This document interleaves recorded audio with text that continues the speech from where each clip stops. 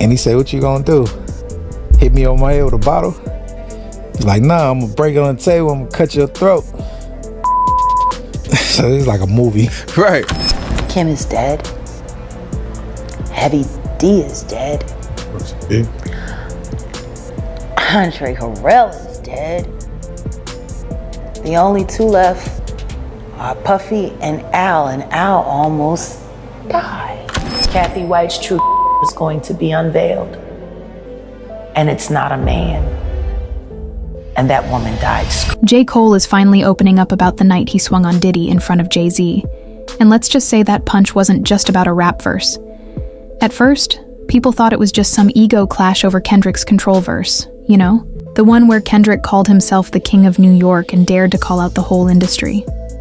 Yeah, that verse shook the room.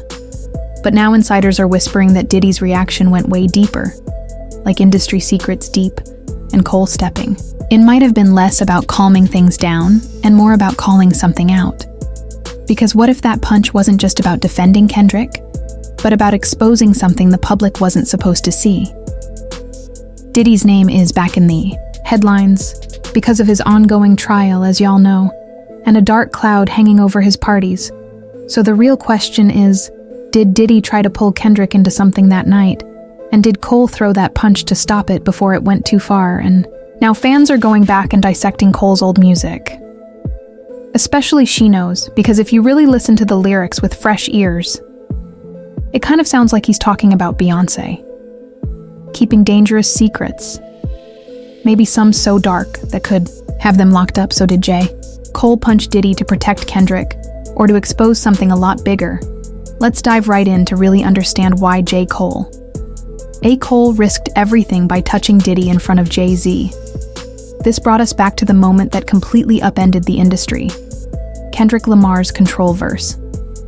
Keep in mind that this wasn't even his song. It was Big Sean's. But Kendrick took it and used it as a verbal assault, declaring himself the King of New York while dropping almost all of the relevant rappers at the time, including Drake, Whale, Meek, Mill Bigot, and ASAP. No one was safe, not even Rocky J. Cole or Pusha. But most artists took the jab and continued to push. But Diddy did not do so well because his entire identity is based on being the godfather of New York hip-hop.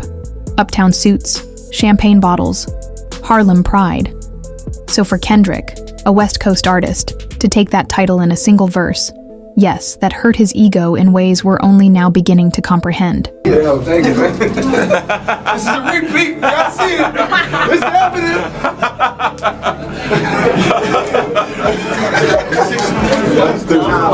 And we must not overlook the implicit linkages here. Not only did Kendrick declare himself king, but he also put everyone else on notice. The fact that one of the rappers, Meek Mill, mentioned that he was close to Diddy at the time raises some questions because, as we now know, people forget how close Meek and Diddy were in 2013. They would show up in matching outfits, pop bottles together, and even whisper in each other's ears in the club.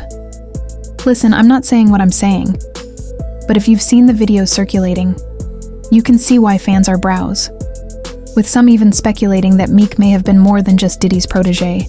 Allegedly, so now the question becomes was... You doing it, man. You deserve it, Daddy. You putting in that work. Proud of you. I love you. He called Meek Mill Daddy. I just was doing what felt right for the street. Not just as a rapper or executive, but as a symbol of power. And then, years later when Kendrick performs at the Super Bowl, Kanye asked him to shout "Free Puffy" live on stage. But Kendrick didn't. That silence was loud, and it showed that whatever tension existed back in 2013, it never fully went away. That's the kind of quiet grudge that lingers in back rooms and VIP lounges until it explodes. And that's exactly what happened next.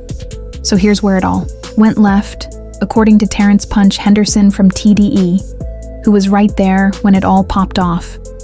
The energy in the room was tense from the jump. Diddy pulls up, tight-lipped, clearly heated. And instead of letting it go, he walks straight up to Kendrick. No drinks, no smiles, no "What's up?" He confronts him directly about that Control verse. Word is, he told Kendrick, You disrespected the throne. Now keep in mind that Kendrick had his people there, and that he wasn't threatening anyone.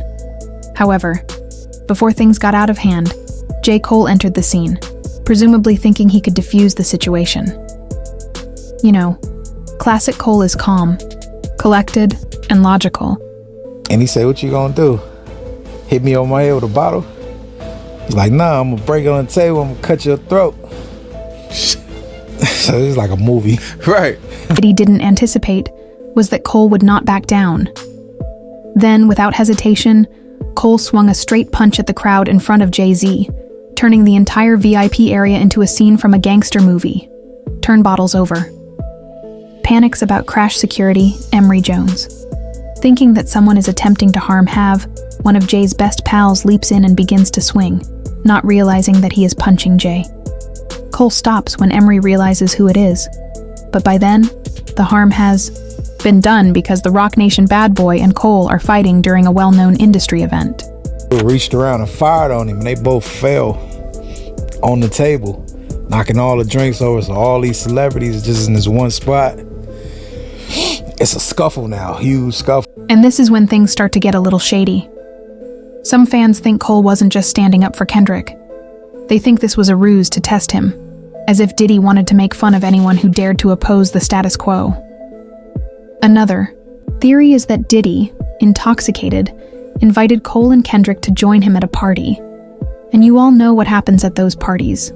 And these two allegedly didn't want anything to do with it. You also know that Puffy doesn't take rejection well, as evidenced by the clip in which he claims he's a savage who always gets what he wants. It's 2022 and I'm still a savage. Whatever I want, I get. Whatever I want, It wouldn't be the first time Diddy got either. The man has a history, ranging from the Shine nightclub incident with J-Lo in the past, to the accusations against him, and the unsettling video of him touching Cassie. The pattern is clear. So when someone like Cole, who is usually portrayed as calm, considerate, and non-aggressive, throws hands, you know it goes deeper than surface beef. Just when people were beginning to let that moment fade into hip-hop, mystery, Eminem appeared like a wrecking ball wrapped in truth serum in his most recent song Fuel M. He doesn't even blink, practically leans into the microphone and whispers, "Y'all ready to talk about what Diddy really did? Rip rest in peace, Biggie and Pac. Both of you should be living, but I ain't trying to quarrel with him," is one of the most terrifying phrases. Nope, because he might hit me the way Keef D did. Eminem recently implied in public that Diddy might have contributed to the two greatest defeats in rap history, Tupac and Biggie. His tone was cool and collected, as if he knew something that the rest of us were only now discovering. Exposed P. Diddy on his new track Fuel featuring Jid. For those who didn't know, this isn't the first time Eminem has tried to call him out. On his diss track, Kill Shot, aimed at Machine Gun Kelly, Eminem had some harsh words for P. Diddy, but later apologized. Remember to hit like, subscribe, and switch on the bell notification indicator. I'll see you in the next.